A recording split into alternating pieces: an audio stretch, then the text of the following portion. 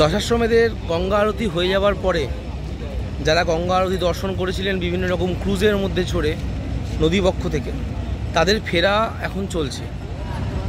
ওইদিকে দশাশ্বমেধ ঘাট এবং ওই ঘাটের ওখানে একটু আগেই গঙ্গা আরতি শেষ হয়েছে এবং তারপরে লোকজনের যে বজরা যে নৌকো, সেই নৌকো করে সবাই আস্তি ঘাটের দিকে যাচ্ছে। ওই দিকটা হচ্ছে southern most part of Varanasi, ওই দিকটা হচ্ছে দক্ষিণ দিক। কিন্তু যেহেতু এখানে গঙ্গা উত্তর বাহিনী, অর্থাৎ গঙ্গা কিন্তু দক্ষিণ থেকে উত্তর দিকে যাচ্ছে, গঙ্গা এখানে মহাদেবের দিকে যাচ্ছে, উত্তর দিকে বইছে, যে কারণে একে বলা হয় উত্তর বাহিনী নদী।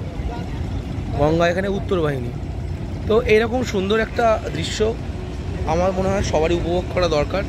যদিও গতবারে যখন আমি এসেছিলাম বারাণসীতে, তখন এই বজরা থেকে চেষ্টা করেছিলাম দেখার, এটা একটা ফ্যাসিনেশন হয়ে দাঁড়িয়েছিল সবার ক্ষেত্রে যে বজরা থেকে দাঁড়িয়ে আমরা গঙ্গা আরতি দেখব।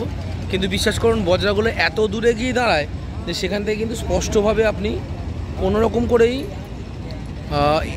গঙ্গা আরতি উপভোগ করতে পারবেন না। যদি গঙ্গা আরতি উপভোগ করতেই হয়, তাহলে সব থেকে ভালো হচ্ছে আপনি যদি সন্ধেবেলা অথবা সকালবেলা আস্তি ঘাটে চলে আসতে পারেন। আস্তি ঘাটে সকালবেলা গরমকালে 5টা থেকে, আর শীতকালে 5:30 থেকে ভোরবেলা সূর্য ওঠার আগে খুব সুন্দরভাবে আরতি হয়, যেগুলো আমার এইখানকার চ্যানেলের ভিডিওতে আপনারা অনেক দেখে থাকবেন। এবং আমার মনে হয় সবার ক্ষেত্রে এই ইভিনিং টাইমে আরতিটাও দেখতে পারেন, ওটাও আপনাদের কিন্তু খুব ভালো লাগবে।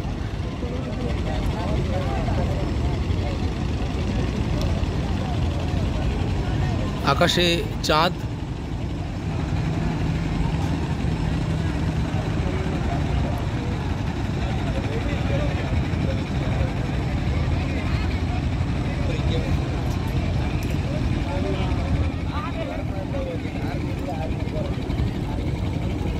সব নৌকো এখন আশি ঘাটের দিকে।